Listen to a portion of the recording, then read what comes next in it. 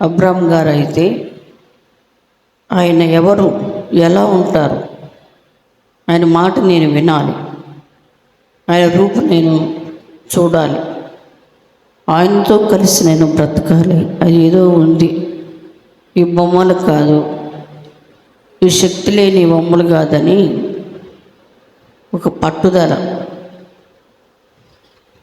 ఆ పట్టుదల ఎంతవరకు వచ్చిందంటే, వాస్తవికంగా పిల్లలు లేరు, కొంతమందికి ఏదైతే ఉండదో దాన్ని గురించి ఆలోచిస్తూ ఉంటారు.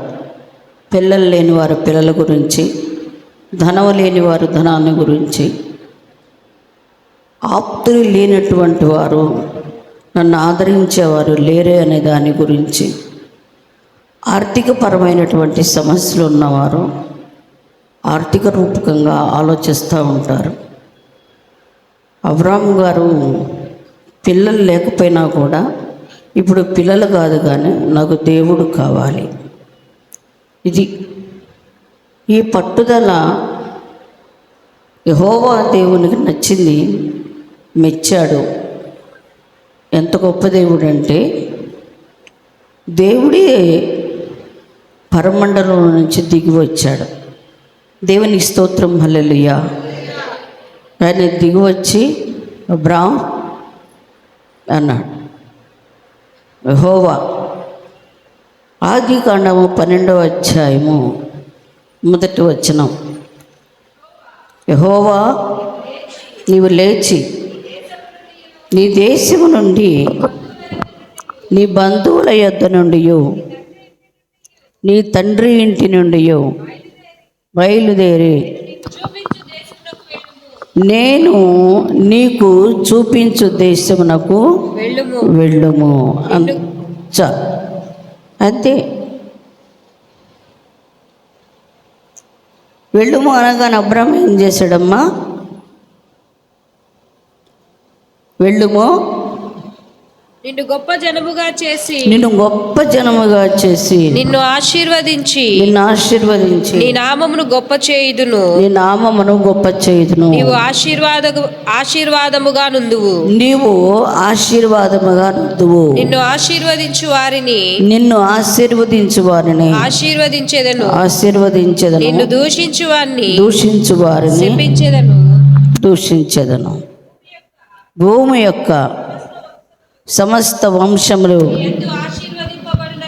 నీ యందు ఆశీర్వదించబడునని అబ్రాముతో అనగా యెహోవా అతనితో చెప్పిన ప్రకారము అబ్రాము వెళ్ళెను. దేవునికి స్తోత్రం, హల్లెలూయా. అది నీ మాట వినగా, ఆ పాట పాడుతూ ఉండగానే దేవుడు నాతో మాట్లాడుతూ ఉన్నాడు. దేవుని మాట వింటే ఆ నిబంధన ఎలా ఉంటుంది అనేది నీవు లేచి, అది ఒక వ్యక్తితో దేవుడు మాట్లాడేటప్పుడు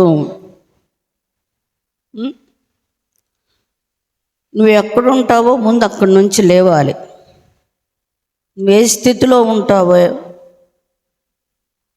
ఆ స్థితి నుంచి నువ్వు అక్కడి నుంచి లేస్తే తప్ప నేను నీకు ఇవ్వబోయేటటువంటి దీవెన ఆశీర్వాదాన్ని సంపూర్ణంగా నువ్వు పొందుకోలేవు అని అర్థం. కాబట్టి అది చాలా అసాధ్యం.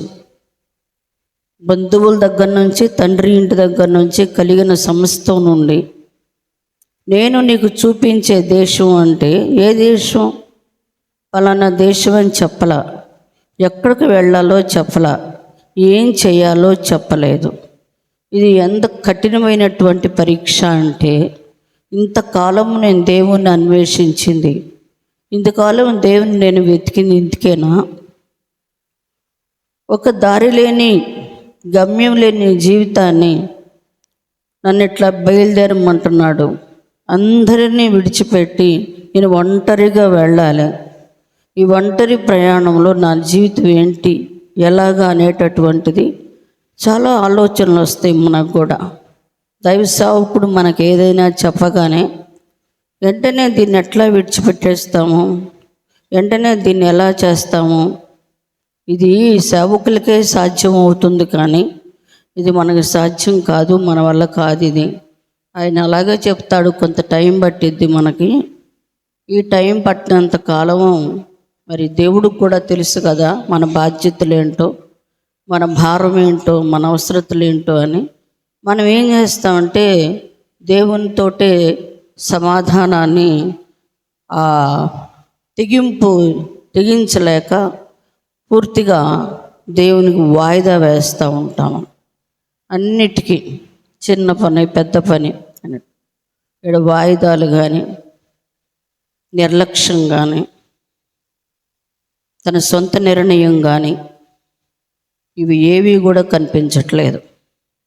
ఏది చేయమన్నాడో దాన్ని నువ్వు చేస్తే అక్కడ ఏం జరుగుతుందో కూడా చెప్పాడు. భూమి మీద నేను నిన్ను ఆశీర్వదిస్తాను, నీ సంతానాన్ని అభివృద్ధి చేస్తాను. అసలు ఇక్కడ పిల్లలే లేరు, సంతానాన్ని అభివృద్ధి చేస్తాను అంటున్నాడు. ఇది ఎలా సాధ్యం? మనకు వచ్చే ఆలోచనలన్నీ ఇలాగే ఉంటాయి. మనము నిస్సహాయులంగాను, దరిద్రులంగాను, దుఃఖంతో, బాధలతోటి, కష్టాలతోటి, ఇబ్బందులతోటి ఉండటానికి కారణం ఏంటంటే, ఏ మాట అయితే దైవాత్మ దేవుడు మనతో మాట్లాడతారో ఆ మాట మనకి ఇబ్బందిగా ఉంటుంది, కోపంగా ఉంటుంది, విసుగ్గా ఉంటుంది, చేయటానికి అది అనుకూలంగా ఉండదు, అది ప్రతికూలంగా ఉంటుంది.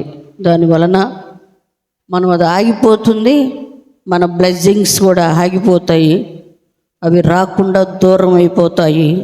అప్పుడు మనం దేవుణ్ణి నిందించంగానే బాధపడుతూ ఉంటాం. దేవుడు నాకు ఇది చేయలేదు, అది చేయలేదు, ఇలా చేయలేదు, అలా చేయలేదు అని.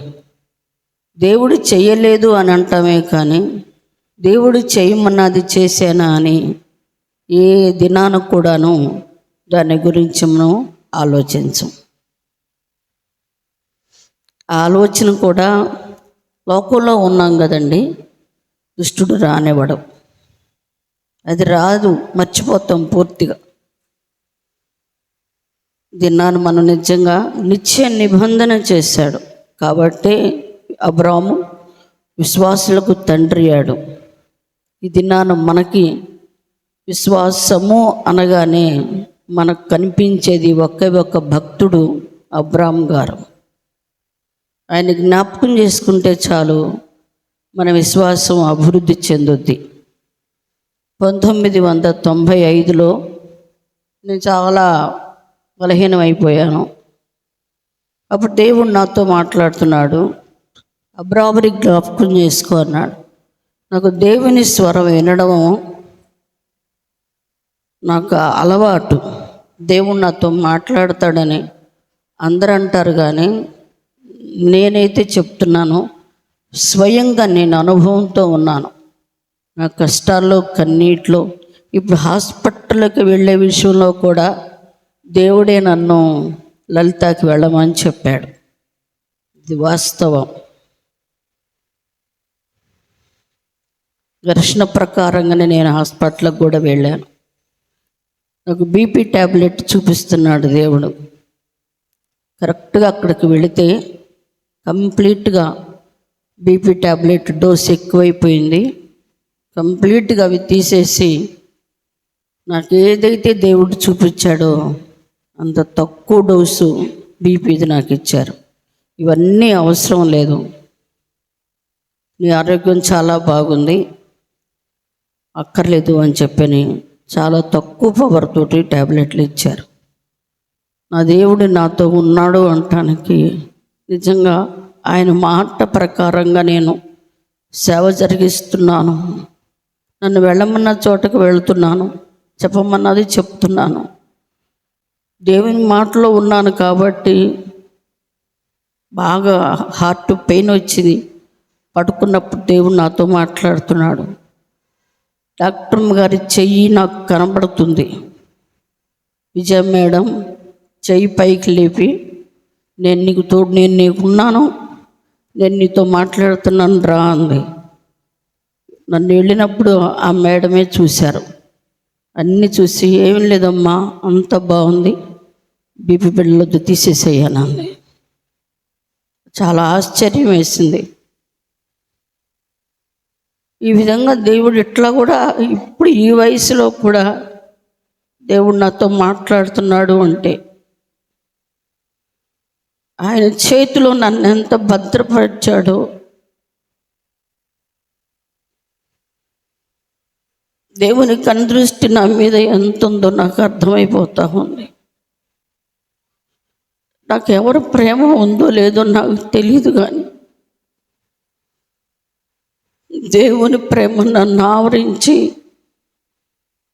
చివరికి నన్ను హాస్పిటల్కి వెళ్ళమని కూడా దేవుడే చెప్పాడు అంటే నేను ఇప్పటికీ కూడా దాంట్లో నుంచి నేను బయటికి రాలేకపోతున్నాను.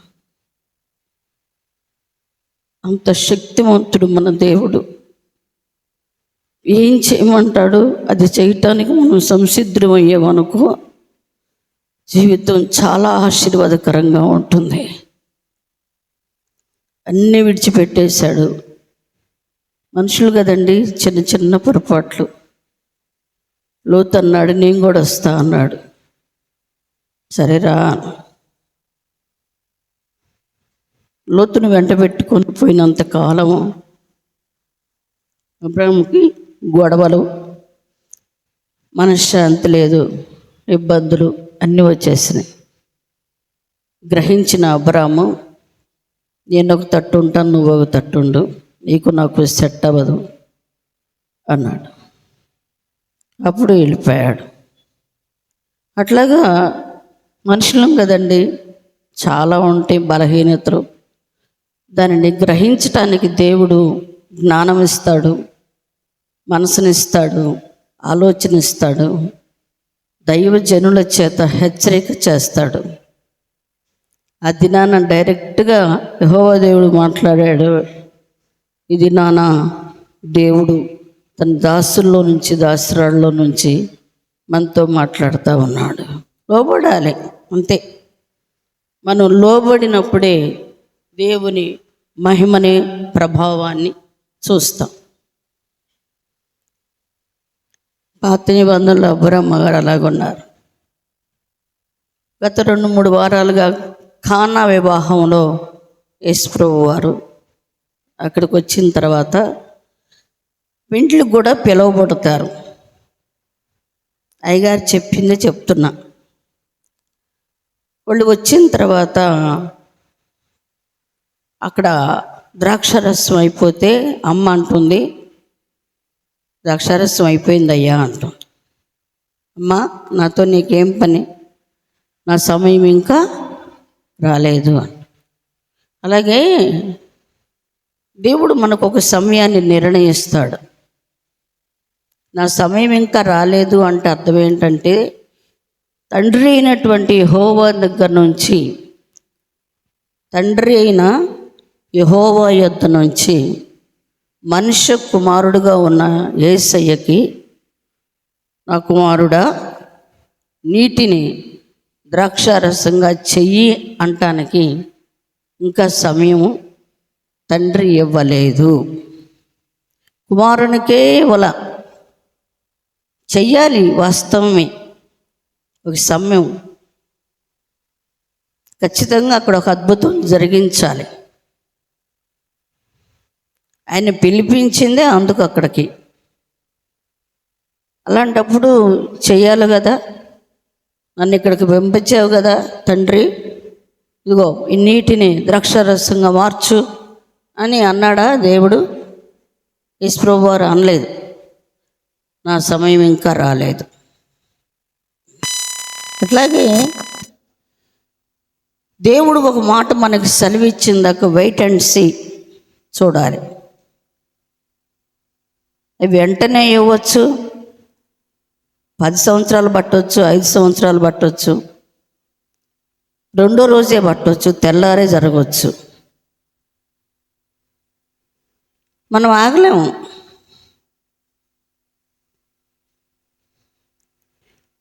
అందులో ఆ మరియమ్మ గారు పురమాయిస్తూ ఉంది.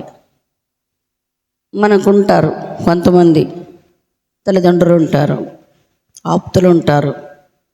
వీళ్ళందరూ అంటారు, సరిగా నువ్వు ప్రార్థన చేయట్లా, సరిగా నువ్వు ఉపవాసం ఉండలేదు, నువ్వు సరిగ్గా లేవు, అందుకే దేవుడు నీ పక్షంగా చేయట్లేదు, నీతో నీ దగ్గర ఇంకా తప్పు ఉంది, ఇంకా అది ఉంది, ఇది ఉంది అని చెప్పని పిల్లల్ని బాధ పెడతారు, పెద్దవాళ్ళని బాధ పెడతారు. స్నేహితులు, సహోదరులు, సంఘ విశ్వాసులు కూడా నీకు ఇంకా చేయలేదంటే నీ దగ్గర ఇంకా ఏదో ఉంది తప్పు, అందుకనే దేవుడు చేయలే. తప్పు కదా. అట్లా మనం డిస్కరేజ్ చేయొచ్చా? ఇంట్లో పిల్లల్ని డిస్కరేజ్ చేయకూడదు.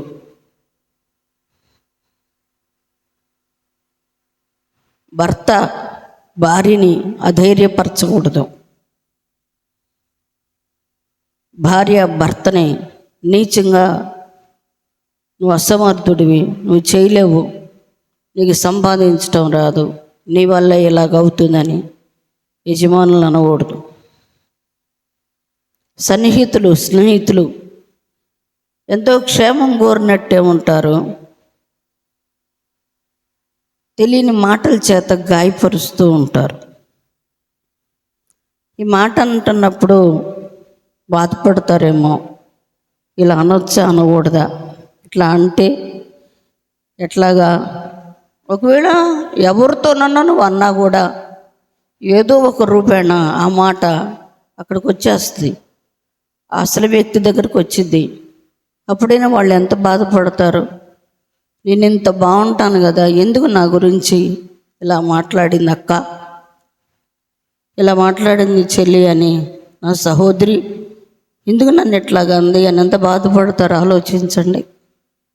నువ్వే నమ్మి స్నేహితురాలువని, తల్లివని, భర్తవని, భార్యవని, బిడ్డలని నిన్ను హత్తుకొని ఉన్నటువంటి వారిని ఒక చిన్న మాట చేత గాయపరిస్తే ఎంత బాధాకరంగా ఉంటుంది. మనం యేసు ప్రభువు లాంటి వాళ్ళం కాదుగా, నా సమయం ఇంకా రాలేదు అని చెప్పటానికి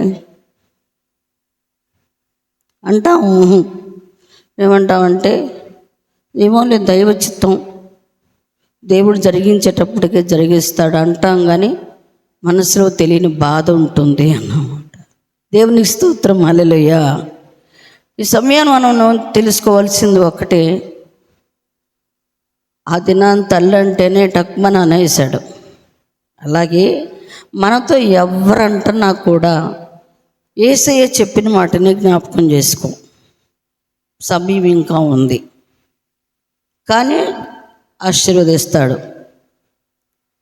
కానీ ఆశ్చర్యకార్యం జరిగిస్తాడు, కానీ అద్భుతం చేస్తాడు. అది ఈ నిశ్చయిత నీ అంతరంగంలో ఉండాలి. ఇది ఉన్నప్పుడే ఒక సమయం వచ్చినప్పుడు దేవుని ఆశ్చర్యకార్యాన్ని నువ్వు చూస్తావు. ఎంతమంది నిన్ను అధైర్యపరిచినా భయపడొద్దు, దిగులు పడొద్దు, చింతపడొద్దు, దాన్నే మనసులో పెట్టుకొని కృంగిపోవద్దు. ఆయన కృంగిన వేళ లేవనెత్తే దేవుడు ఆయన.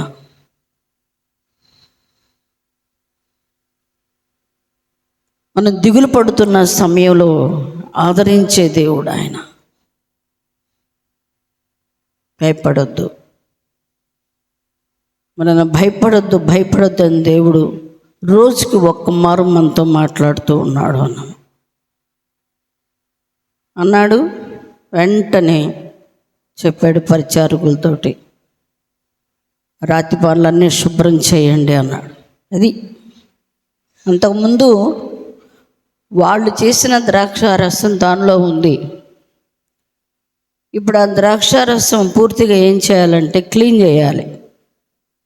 శుద్ధీకరణాచార ప్రకారంగా అంటే పూర్తిగా రాతి బాణలను శుభ్రం చేయాలి. రాతి బాణలు 6 రాతి బాణలు. రాతి లాంటి మన గుండెని క్లీన్ చేసుకోవాలి. శ్రమలతో, ఇబ్బందులతో, శోధనతోటి, జరగని కార్యాలతోటి, మనుషుల యొక్క మాటల చేత చిత్రహింస పాలైనటువంటి మన గుండె ఎట్లయిపోయిందంటే రాయిలాగా అయిపోయింది. దానికి చలనం ఉంటలా. శుభ్రం చేయాలి, క్లీన్ చేసుకో.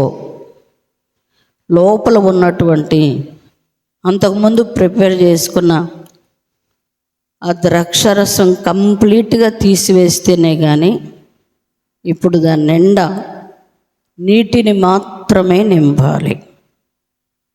అనగా నీ హృదయంలో ఉన్నటువంటి 6 అనే సంఖ్య మానవ సూచన, మనిషికి సూచన. మానవత్వాన్ని పూర్తిగా కడిగేసుకోవాలి. మనుష్య తత్వాలు, శరీర కార్యములు స్పష్టమై ఉన్నవి.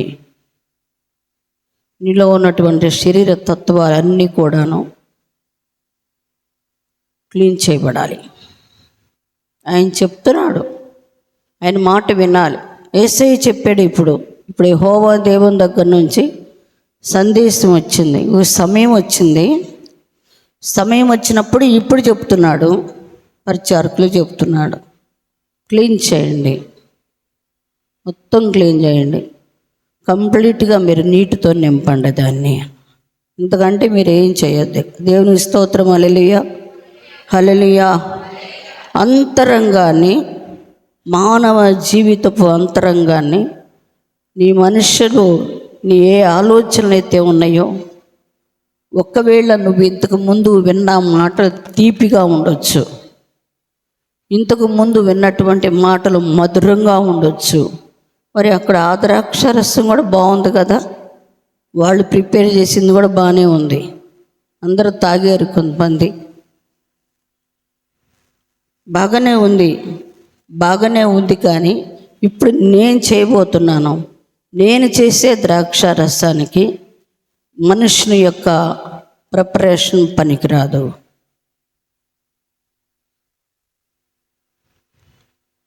రాతి బాణాలు అవే, కానీ దాంట్లో రసం ఉండకూడదు. అలాగే మనుషులు మనమే మనలోనే దేవుడు అద్భుతం బయటికి తెస్తాడు. మనలో నుంచే మాధుర్యతను బయటికి తేబోతున్నాడు. మనలో నుంచే దేవుడు ఒక మహిమను బయటికి తేబోతూ ఉన్నాడు. చెప్పిన మాట ప్రకారంగా చేస్తేనే ఆ మహిమను మనం చూడగలుగుతాం. ఇదేంద్రా బాబు, ఇప్పుడు వచ్చినా ఇప్పటిదాకా దాంట్లోనే ద్రాక్షరసం ఉంది కదా, ఇప్పుడు వచ్చి కడుక్కోమంటాడేంటి, ఇప్పుడు వచ్చి కడగమంటాడేంటి? 6 రాతి బాణలు కడగటం అంటే మాటలా? అన్నారా అంటే అర్థమేంటి? ఆయన చెప్తూ ఉండగానే ఆయన నోటి నుండి వస్తున్నటువంటి బోధకుని యేసు వారి నోట నుండి వస్తున్న మాట, ఆ పవర్ గుండె తాకింది. Praise the lord. Hallelujah, hallelujah. దేవుని మాట, యేసయ్య మాట మనకు వినబడుతూ ఉండగానే మన నోటితోటి దైవ సేవకుడే కానీ సేవకురాలే కానీ, ఒక ప్రవక్త నోట ప్రవచనమే కానీ, ఒక వరము, దర్శన వరము కలిగిన వ్యక్తి ఒక ప్రత్యక్షతనే కానీ మనకు తెలియచేస్తూ ఉన్నప్పుడు, నీది రాతి గుండె అయితే అది కరగదు.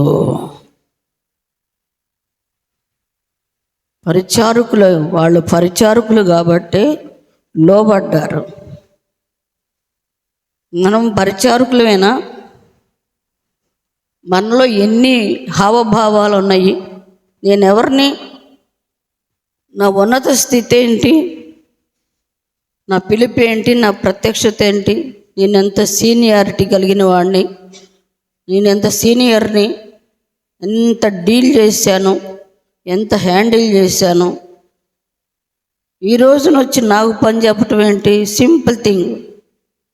నన్ను కొండలు కడగడం అంటాం ఏంటి, ఆ బాణలు కడగమంటాం ఏంటి అనుకున్నారా? అది వాళ్ళు ఏదైతే యేసయ్య చెప్పాడో అగ్ని వంటి మాట నోట రాగానే, ఈ మాట ఏదో చాలా పవర్ఫుల్గా ఉంది, ఈయన మాట వింటేనే ఒక ఒక మహిమ కలిగింది చూడబోతున్నాను, ఒక ఆశీర్వాదకరమైనది చూడబోతున్నాను నేను. ఏ రోజు యేసు ప్రభు అని చూడాల ఇంట్లో వాళ్ళు, అదే ఫస్ట్ టైం వాళ్ళు అడుగు పెట్టాడు. ఇప్పుడు వచ్చింది శుభకార్యానికి వచ్చినప్పుడు శుభంగానే ఉండాలి మాటలు. నీకు దేవుడు ఒక మంచి మేలు చేయబోతున్నాడు, ఆశీర్వాదకరమైన కార్యం చేయబోతున్నాడు, అద్భుతం చేయబోతున్నాడు. గతంలో చేసిన దానికంటే, మనుషులు చేసిన దానికంటే కూడాను ఇప్పుడు ప్రభువారు నీ పక్షంగా ఒక అద్భుతం చేయబోతున్నాడు. నువ్వుగా ఉండకూడదు. ఆమేన్, హల్లెలూయా. అది కావాల్సింది ప్రభువారికి. మనిషి నువ్వే కానీ లోపల మారాలి, అంతరంగా మారాలి, అంతరంగం క్లీన్ చేయబడాలి. అది పరిచారకులు చేస్తారు. ఆ పరిచారకులే సేవకులు, ఆ పరిచారకులే వాక్య బోధించేవారు, ఆ పరిచారకులే ప్రవక్తలు.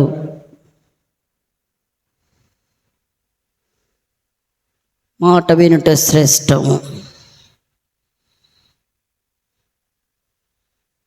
ఇది మాట వినబట్టే మొత్తం క్లీన్ చేశారు. భారమైన, కష్టమైన, కొంచెం టైం పట్టిన మనకు అనవసరం, చేయమన్నాడు చేద్దాం. ఇది రావాలి.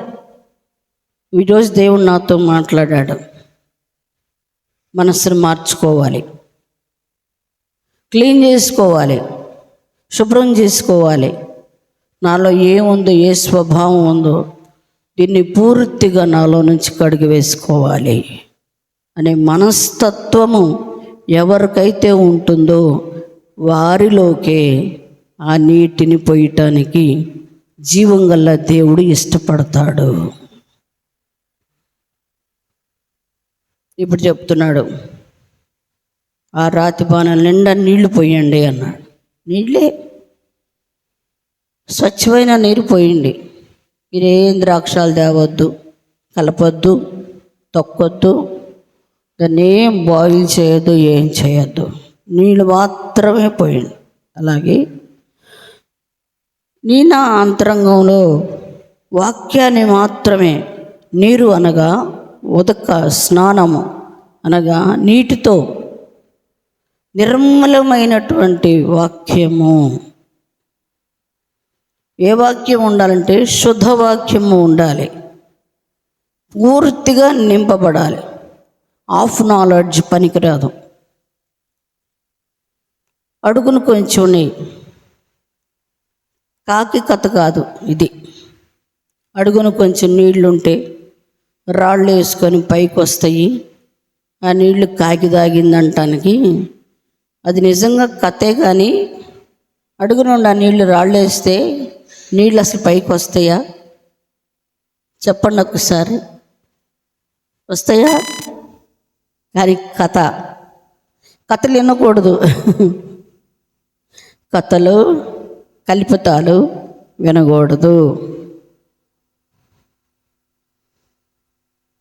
కథలు, కల్పితాలు కాదు, వాస్తవాలు కావాలి. సత్యవాక్యము, దేవుని మాట, దేవుని వాక్యము. ఏది దేవుడు నీతో మాట్లాడుతున్నాడు, ఏది నువ్వు డైలీ బ్రెడ్ లాగా చదువుకుంటున్నావో, ఏది నువ్వు స్టేటస్లో పెడుతున్నావో. వాక్యాలు చూడండి, మనోళ్ళు చాలామంది చాలా వాక్యాలు పెడుతూ ఉన్నారు. అన్నీ చదువుతాను నేను. ఆ వాక్యము, మనం చదువుకుంటున్న వాక్యము, మనం వింటున్నటువంటి వాక్యము మొత్తం నీ హృదయము, నా హృదయము, ఈ రాతి బాణలు కంప్లీట్గా ఈ నీటితోటి ఆ అంచుల వరకు కూడాను నింపబడాలి. దేవునికి స్తోత్రం. ఎక్కడి వరకు ఉండాలి? అంచుల వరకు పూర్తిగా. వేరే వాళ్ళు వచ్చి ఇంకొక చెంబు దాంట్లో పోయటానికి కూడా అవకాశం లేకుండా పోయాలి అన్నమాట. అనగా ఏ వాక్యం ఎక్కడైతే నువ్వు రక్షించబడ్డావో, ఎక్కడైతే నువ్వు వాక్యం తెలుసుకున్నావో, ఎక్కడ నువ్వు శుద్ధంగా బ్రతుకుతున్నావో అక్కడే కంప్లీట్గా నీ హృదయాన్ని వాక్యం అనేటటువంటి నీటితోటి పూర్తిగా నింపుకోవాలి. అంతరంగంలో కంప్లీట్గా వాక్యం ఉండాలి. లోకానికి తావు లేకుండా, మురికి నీటికి తావు లేకుండా వేరే వాళ్ళు వచ్చి ఆ మాట ఈ మాట, ఆ మాట ఈ మాట, అది ఇది చెప్తారు. దాంతో కూడా నింపుకున్నాం అనుకో, ఆ నీరు ద్రాక్షరసంగా మారదు. కేవలం యేసయ్య చెప్పినట్లుగా ఆ పరిచారకులు ఏ నీటినైతే పోయమన్నారో ఆ నీటిని పోస్తేనే ఆ నీరు ద్రాక్షరసంగా మారుతుంది. దేవునికి స్తోత్రం. అర్థం చేసుకోండి ప్రియమైన బిడ్డలారా, అంతరంగంలో మనుషుల మాటకు తావివ్వకూడదు, అబద్ధ ప్రవక్తలకు తావివ్వకూడదు, చెడ్డ బోధకు తావివ్వకూడదు, ఏది తావివ్వకూడదు. దేవుని మాట, దేవుని చిత్తము, దేవుని వాక్యానికి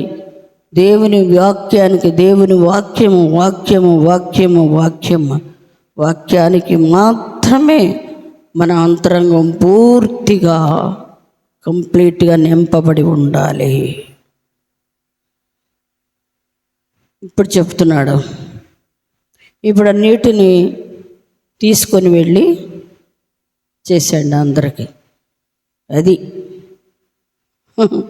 ఎప్పుడైతే దేవుని మాట విని వాళ్ళు ఆ నీటిని తీసుకొని వెళ్ళి యేసు విందు ప్రధానికి చూపించి భలేగా అందరికి తాపండి.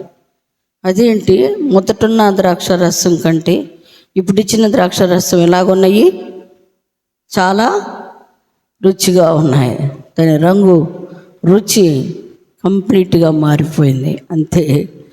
ఈ జీవము కలిగినటువంటి దేవుడు మన పక్షంగా ఏదైనా ఒక అద్భుతం చేశాడా? దానికి మనం పేరు పెట్టలేమిక. నేను చెప్పలేకపోతున్నా దేవుడు నాకు చేసిన కార్యాన్ని. అట్లా ఉంటుంది. అక్కడ నాకున్న పరిస్థితి, గురువారం నైటు కంప్లీట్గా నాకున్న పరిస్థితికి ఈ రోజున్న పరిస్థితి జ్ఞాపకం చేసుకుంటే ఇది దేవుని అద్భుతం.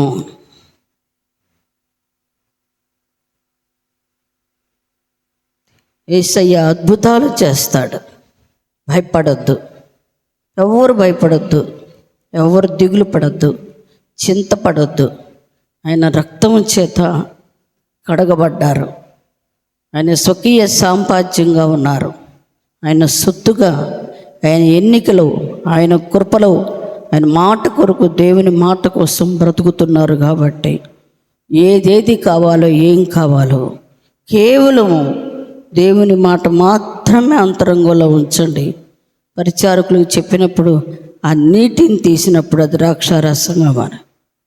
అలాగే ఒక అద్భుతం దేవుడు ఏం చేస్తాడంటే, నీలో ఉన్నటువంటి ఆ వాక్యము నీ జీవితాన్ని మధురంగా మార్చేస్తుంది.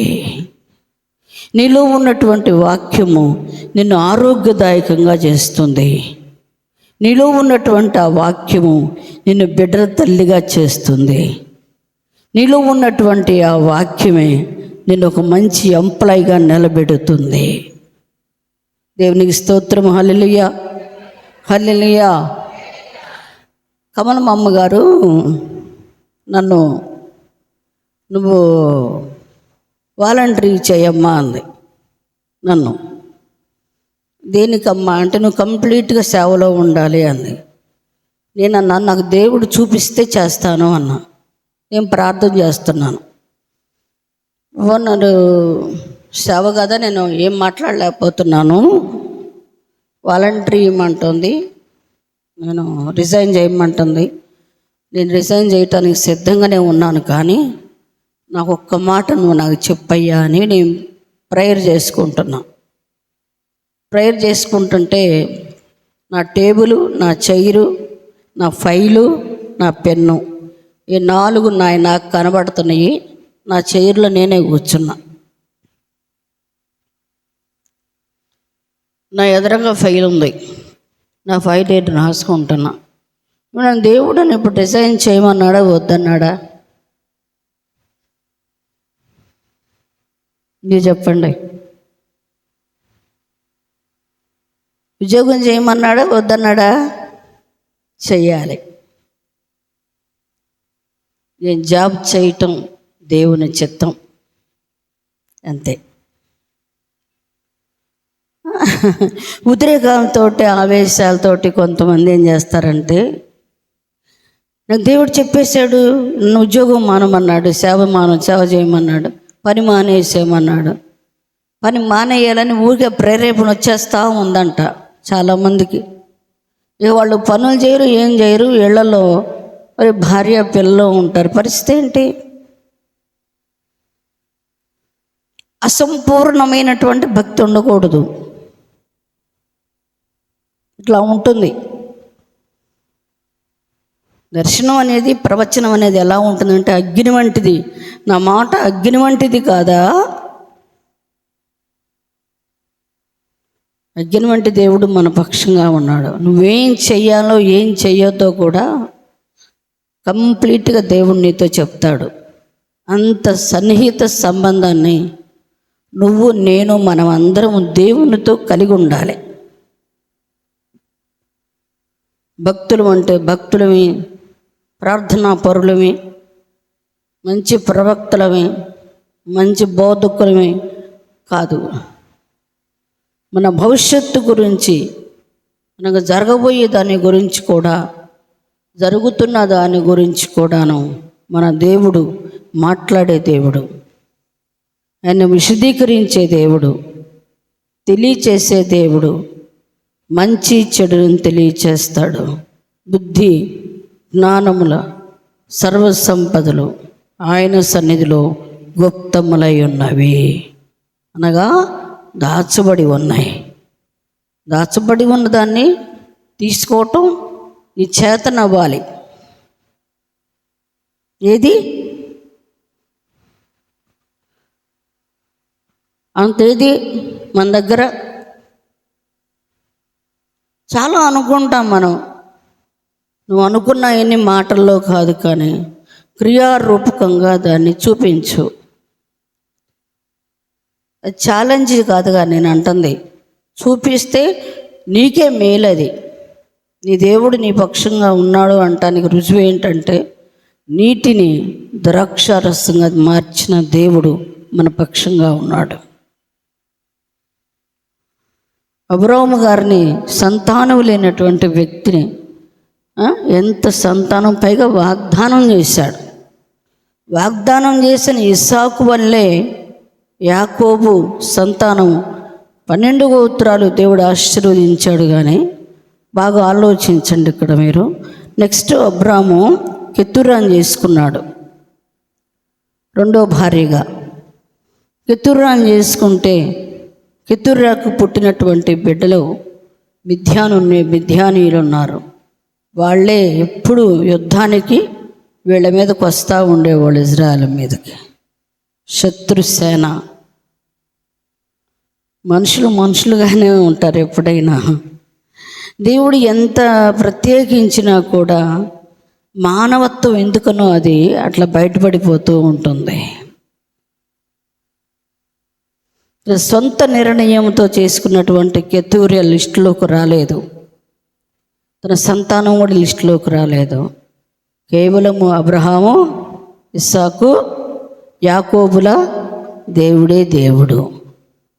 దేవునికి స్తోత్రం. హల్లెలూయా, హల్లెలూయా. అలాగే దేవుడు నాతో చెప్పాడు, నా పిల్లల్ని ఆశీర్వదిస్తాడు అని అన్నాడండి. పిల్లలు కూడా ఎలాగంటే అలాగా ఉంటే ఆశీర్వదించడం. పిల్లలని భక్తిగా, నీతిగా, యథార్థంగా, దేవుని యందు భయభక్తులతోటి ఆడపిల్లలైనా మగపిల్లలైనా పెంచగలిగే తల్లిగా, తండ్రిగా ఉండాలి. వాళ్ళని శపించకూడదు, వాళ్ళని తిట్టకూడదు, అసలు వాళ్ళ గురించి మనం నెగిటివ్ మాటే రాకూడదు. ఎప్పుడు మనం పాజిటివ్గానే మాట్లాడుకోవాలి. మన నోరే మనకు ఆశీర్వాదం. చూడండి, పేతురు అక్షరం మొక్కలేదు. పేతురు గారిని అలాగలగా చేపలు పట్టుకుంటూ వెళ్ళిపోతూ ఉన్నాడు ప్రభువారు. ముందుది వెనక, వెనకది ముందు వస్తుంది. పరిశుద్ధాత్మదేవుని మాట. పేతురు గారు వెళ్తాను, పేతురు రా, నేను నిన్ను మనుషులను బట్టే జాలరుగా చేస్తాను. ఆగాడా? ఇప్పుడు కాదులే అన్నాడా?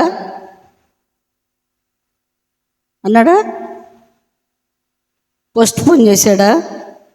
అయ్యా పరిచర్యకి వెళ్ళాలి, ఇక్కడికి వెళ్ళాలి, పలానా చోటకి వెళ్ళాలి, ఆలోచించి చెప్తాను అన్నాడా?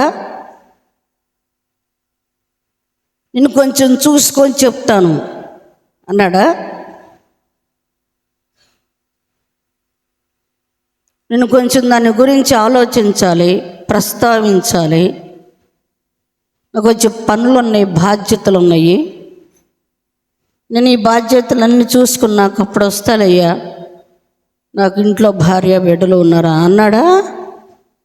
ఏ అనొచ్చుగా, సంసారము పిల్లలు ఉన్నవాడు కదా. అలాగంటే పెద్ద రైటర్ అయ్యేవాడు కాదు. పేతురు రాసిన మొదటి పత్రిక, రెండవ పత్రిక చూడండి, ఎంత పవర్ఫుల్ పత్రికలు అయ్యి. చూడొద్దు, చెప్తున్నా మీకు నేను. అసలు ఆ 2 పత్రికలు చదవండి, మీరు బుర్ర తిరిగిపోద్ది అన్నమాట. అక్షర జ్ఞానము లేనటువంటి పేతురు గారికి దేవుడు జ్ఞానాన్ని ఇచ్చి రైటర్ను చేసి అనేక ఆత్మలను రక్షించటానికి అతనిని సేవలో నియమించుకున్నాడు. దుడుకు పేతురే, కొంచెం హడావుడి. అంటే ప్రేమ, దేవుని మీద ఉన్నటువంటి ప్రేమ హడావుడి చేసింది, కానీ స్వార్థం కాదు అది. యేసయ్యని ఏదో చేయబోతున్నారు అనుకుని గబగబా వచ్చేసి చెవి నరికాడు, కానీ అతని కోసం స్వార్థంగా అతను హడావుడి చేయలేదు. ఇది స్వార్థపు ప్రేమ కాదు, నిస్వార్థంగానే. శ్రమ గురించి చెప్తూ ఉంటా, శ్రమ నీకు దూరం అగునుగాక అంటాడు. భయం, బాధ, నా ప్రభువుకి ఇంత శ్రమ, నా తండ్రికి ఇంత శ్రమ, ఇలాగైతే ఎలాగా అని చెప్పని బాధపడ్డాడు. కానీ దైవ చిత్తం అని తెలుసుకోవాలంటే ముందు దైవాత్మ ఉండాలి కదా. అది హడావుడిగా చాలామంది అనుకుంటాం, వీడికి తొందర ఎక్కువ అంటాం. కొంతమందిలో డిఫాల్ట్లు మనం చెప్తాం, చూసుకోండి, వీడికి తొందర ఎక్కువ, వాడికి హడావుడి ఎక్కువ, మళ్ళీ తొందరపడి మాట్లాడేస్తాడు, అట్లా అంటాడు, ఇట్లాగా అంటాడు. వాడు హడావుడే, కానీ వాడు ఎవరిని నష్టము చెయ్యడు కదా, ఎవరిని నష్టం చేయడు. కొంతమంది సైలెంట్గా ఉంటారు, సైలెంట్ కిల్లర్స్ వాళ్ళు. ఇదా అంటారు, మామూలు మాట వాడు ఒకటి ఉంటుంది, గలగల మాట్లాడే వాళ్ళ దగ్గర ఏమి ఉండదు, ముచ్చోళ్ళే కొంపలు ముంచుతారు అని. వాడు అంతరంగంలో ఏముంటుందో చెప్పడు అసలు. పైకి ఒక చిన్న స్మైల్ వేస్తాడు, ఊరుకుంటాడు, అంటాడు. ఆ నవ్వు వెనక ఏముందో భయమే వస్తుంది. ఓపెన్ హార్టెడ్ మనం ఎలాగ ఉండాలంటే కంప్లీట్ మనస్ఫూర్తిగా మాట్లాడాలి ఒక వ్యక్తితో. నువ్వు మాట్లాడేటప్పుడు ఉచితం అనేటటువంటిది అది సమయం, దానివల్ల ప్రయోజనం ఏమో. ఇస్కరియోతు యోధా చూడండి ఎలాగున్నాడు, బాగానే ఉన్నాడు, పద్ధతిగానే ఉన్నట్టున్నాడు, దగ్గరగానే ఉన్నాడు, మంచిగానే ఉన్నాడు. చివరికి ఏం చేయాలో అది చేసి ముంచి వెళ్ళిపోయాడు అన్నమాట. ఆలోచించండి ఒక్కసారి. సమీపంగా ఉండి ఈ విధంగా చేయటం అనేటటువంటిది, యేసు ప్రభు వారు ఏమి నష్టపోలేదు, 11 మంది శిష్యులు ఏమి నష్టపోలేదు.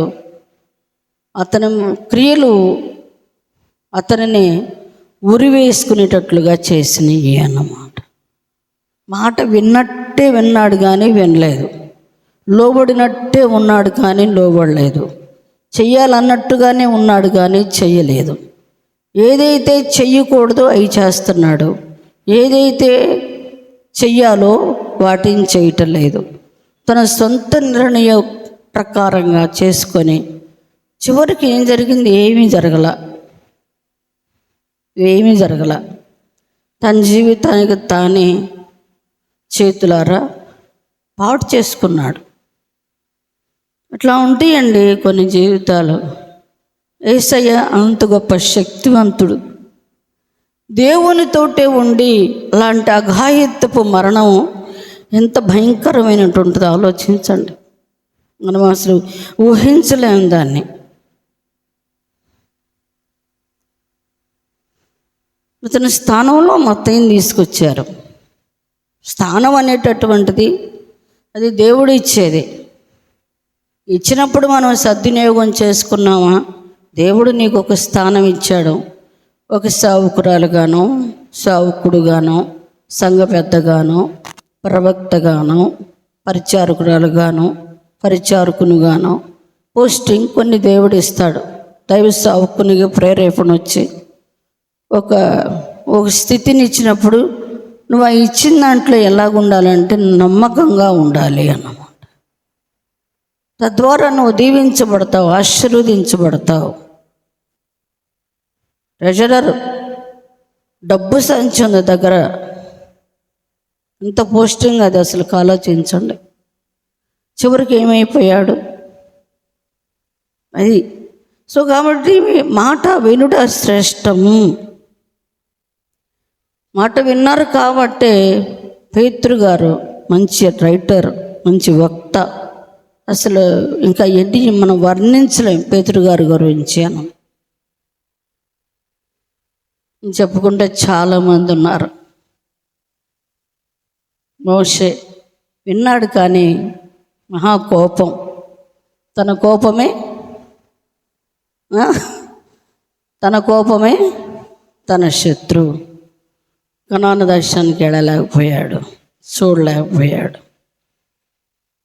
అలా ఉంటాయి కొన్ని. ఇవన్నీ మనం ఎప్పుడు వినే మాటలే, ఎప్పుడు వినే సేవకులే, ఎప్పుడు వినే చరిత్రలే. కానీ ఇతరులకు చెప్పటానికి, మనం నేర్చుకుంటానికి, ఇలా మనం ఒకరికి చెప్పుకుంటానికి కాకుండా మన జీవితంలో భాగంగా వాటిని తీసుకొని, నేను ఇలాగుంటే నా లైఫ్ ఇలా ఉంటుంది, నేను ఇలాగుంటే నా జీవితం ఇట్లా ఆశీర్వదించబడుతుంది, నేను ఇలాగ ఉండాలి ప్రభువా అని మనకు మనమే పూర్తిగా అర్థం చేసుకొని, పూర్తిగా మన హృదయాన్ని దేవునికి అప్పగించి, ఎవరైతే దీవించబడ్డారో అబ్రాహాము వలె, యెహోషువ వలె, పేతురు గారి వలె, ఇంకా ఎంతమంది దీవించబడి, కొర్నేలి ఇంట్లో ఉండి అస్సలు అది ఎంత వండర్ఫుల్ అండి. ఆయన ఎక్కడికి వెళ్ళాల, సేవకి ఇంట్లోనే ఉన్నాడు. ఎవరో చెప్తే విన్నాడు యేసుప్రభువు దేవుడు అని. ఆ దేవుని దూతలు వచ్చి మాట్లాడే వరకు ప్రార్థన చేస్తూనే ఉన్నాడు. మాట వినుట శ్రేష్టం. చూడండి, ఎంట ఉండి తన ఇంటికే పేతురు గారిని పిలిపించుకొని అంటే ఊరిని ఏం పిలిపించుకోవాలా, దేవుని దూత ద్వారా తెలియచేయబడింది. పేతురు, కొర్నేలి ప్రార్థనలు, నీ విజ్ఞాపనలు, ధర్మకార్యాలు ఆయన సన్నిధికి జ్ఞాపకార్థంగా చేర్చబడ్డాయి.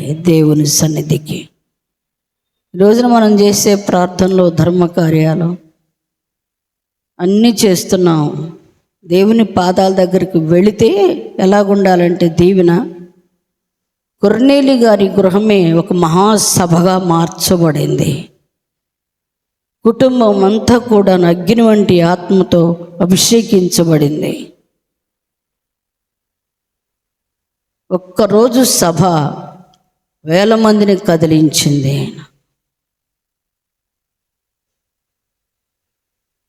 ఈరోజు మన జీవితాన్ని గురించి మనం ఏం చెప్పగలుగుతాం చెప్పండి? మన ప్రార్థన మన పిల్లల్ని కదిలిస్తుందా? మన త్యాగము, మన ధర్మకార్యాలు, మనం చేసే మంచి పనులు, మనం చేసేటటువంటి సేవా పరిచర్య మన కుటుంబానికన్నా ఆశీర్వాదకరంగా ఉండగలుగుతుందా? ఉంటే మంచిదే.